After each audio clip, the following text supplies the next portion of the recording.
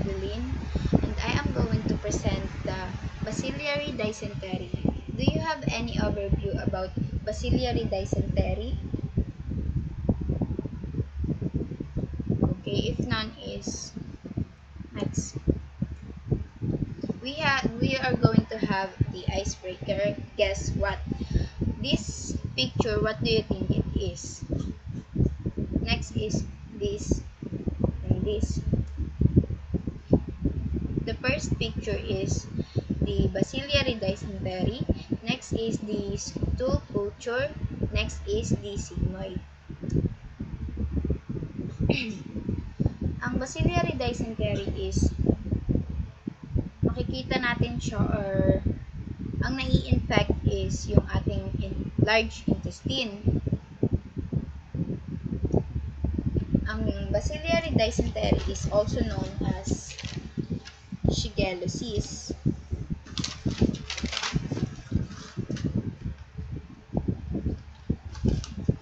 Ang shigellosis is an infectious disease caused by a group of bacteria called Shigella. It typically results in diarrhea, fever, and stomach cramps, and it also usually spread through contaminated food or water or by coming into contact with an infected person. Ang bacillary dysentery is an acute infectious disease caused by dysentery bacilli. Ang dysentery bacilli is siya yung bacteria na nagko-cause ng dysentery. It is a type of gastrointestinal infection. Siya din yung responsible for causing inflammation of the intestine. Next is yung site of lesion or yung site ng pamamaga niya is the entire large bowel, which is the sigmoid and rectum. Ito yung sigmoid kanina as a third peak ng icebreaker. Next is the causative agent. So yun nga, ang causative agent ng bacillary dysentery is yung Shigella bacteria.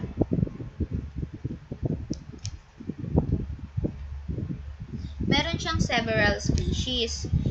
Meron siyang Shigella sonnei, Shigella flexneri, Shigella dysenteriae, and Shigella boydii.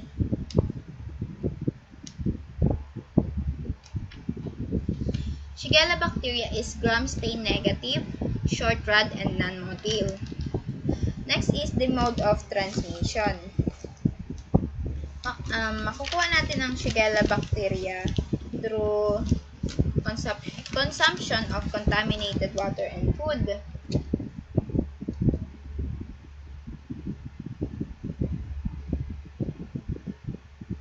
Next is directly with physical contact with the fecal material of a patient or poop or a carrier, including during sexual contact. Next is food preparation by someone with poor hygiene. Bacterial infections that can lead to bacillary dysentery are very contagious. The bacteria are usually passed from person to person when fecal material or poop from an infected person gets into another person's mouth. Pwede ito mag-occur during food preparation by someone with poor hygiene. Nandito na. Next is the pathogenesis of bacillary dysentery. Meron siyang number of bacteria. Ang pathogenesis ng bacillary dysentery is based sa number of bacteria niya. Toxicity and immunity. Sa toxicity is kung gaano kalala yung mga symptoms, and then yung immunity is malalabanan yung bacillary dysentery na disease kapag halimbawa malakas yung immune system.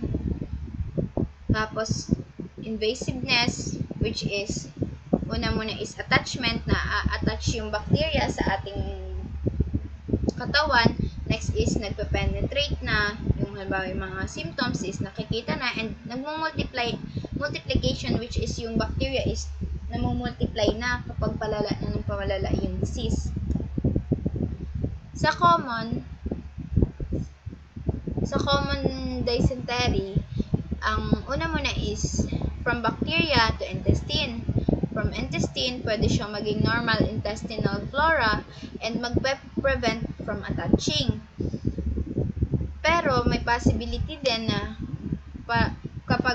para makakuha nitong disease na ito is from bacteria to intestine and magpe-penetrate ng mucus, magmumultiply sa epithelial cell and proper lamina. Kapag nagmultiply na sa epithelial cell and sa proper lamina, magkakaroon ng inflammation, vessel contraction, or endotoxin. Kapag nagkaroon ng endotoxin, magiging siyang endogenous pyrogen or magre-result sa fever. Kapag sa inflammation, vessel contraction, pwede siyang mag-result sa superficial mucosal necrosis and ulcer. After that, ang magiging next na signs and symptoms na makikita natin is diarrhea mixed with blood and pus or abdominal pain. Kapag sa toxic dysentery, we have the strong allergy to endotoxin. Dimethyl, magre-result siya sa dimethyl or which is also called as adrenaline.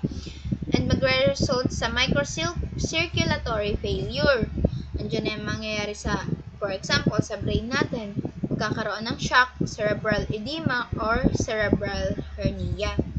Pwede nang mag-result sa coma or convulsion repeatedly. Sa clinical manifestation naman, ang incubation period niya is 1 to 2 days or pwede rin hours to 7 days. Sa acute dysentery, meron tayong 3 types which is the common type, mild type, and toxic type.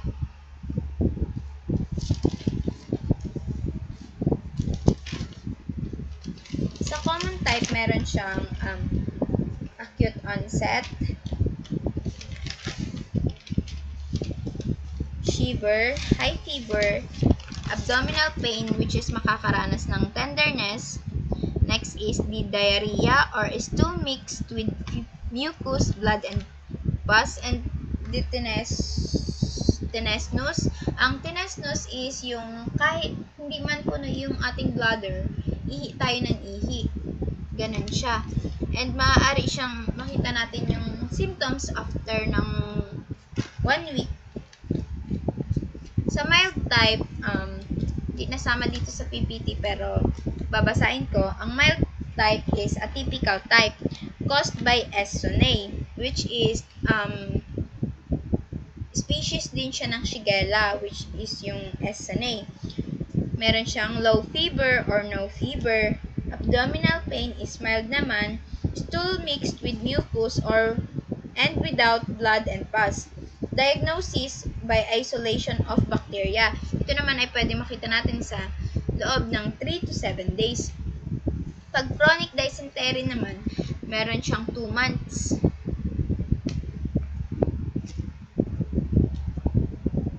2 months natin siya makikita yung mga symptoms. Meron siyang 3 types: chronic delayed type, chronic obscure type, and acute attack type. Ang chronic delayed type is it is a long type and repeated abdominal pain, diarrhea, stool mixed with mucus, blood, and pus, with fatigue, anemia, and malnutrition. So, pag mababa yung immune system natin, yun, nagkakaroon din tayo ng chronic dysentery, lalo na sa mga malnutrition ng mga tao. Chronic obscure type. Ang chronic obscure type naman is acute history in 1 year. Wala siyang symptoms.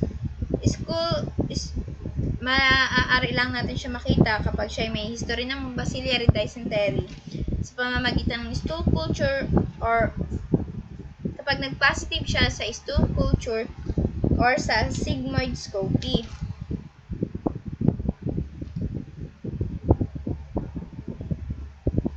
Acute attack type. Ang acute attack type naman is same as sa common acute dysentery, which is ito naman. Meron din siyang acute onset, shiver, high fever, abdominal pain, or tenderness, or diarrhea, stool mixed with mucus, blood and pus, or tenesmus. Pwede rin siya makita dun sa acute attack type. And usually, 1 week din yung kanyang para makita yung symptoms. Next is the toxic type. Age 2 to 7 years, abrupt onset, high fever.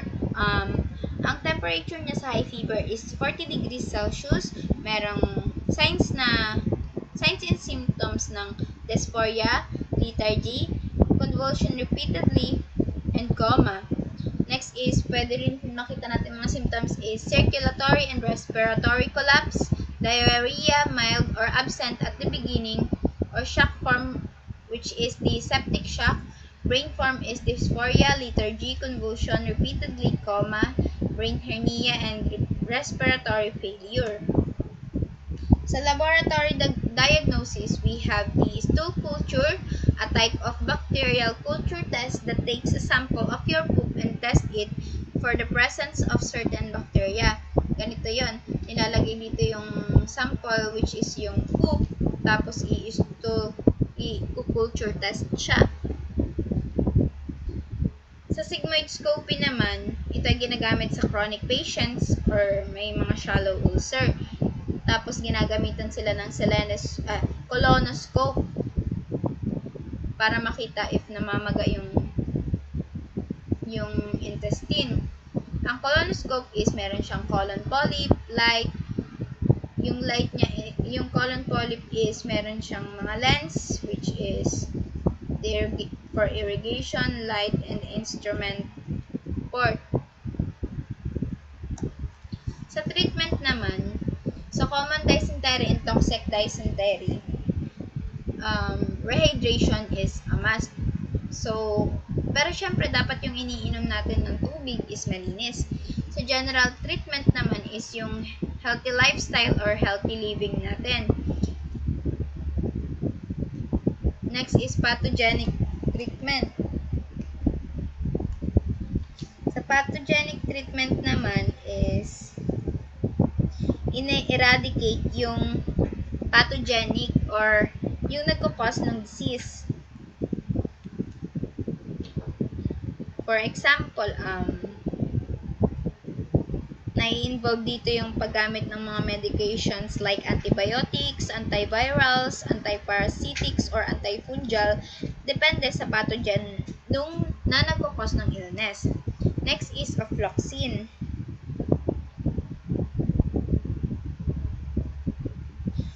Or ofloxacin. Ito yung antibiotic naman na medication na ginagamit para i-treat yung bacterial infections or para mabawasan din yung bacteria na nagko-cause ng sakit. Ampicillin given by IV. Ito naman, ampicillin given by IV is yung mga patient na hindi nakakainom ng gamot or halimbawa basta hindi sila nakakainom ng gamot. So, yung ampicillin given by IV, ina-administer siya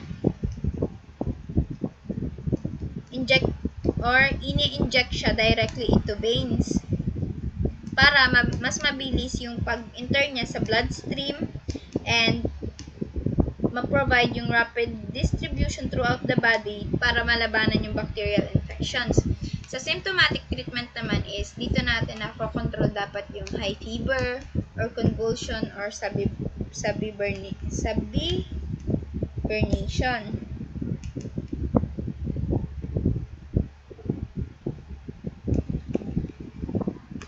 So chronic dysentery naman is yung general therapy.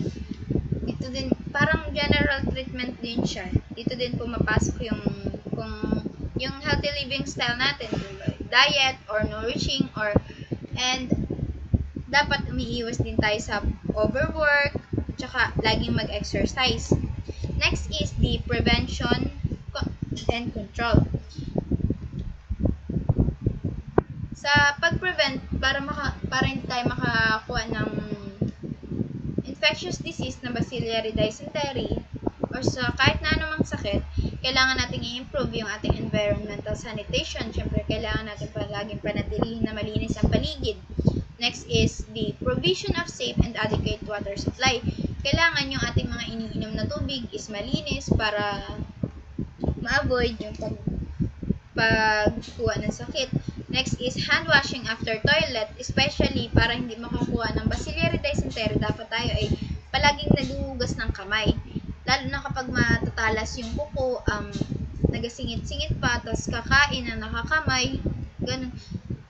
Pero dapat, kailangan ay maghugas muna tayo ng kamay bago kumain or after then. Next is proper personal hygiene. Ang proper personal hygiene is, syempre dapat natin panatilihin na malinis palagi yung ating katawan para hindi makakuha ng sakit. Next is the health education. Importante na merong kaalaman ang bawat isa sa atin about sa mga diseases and infections.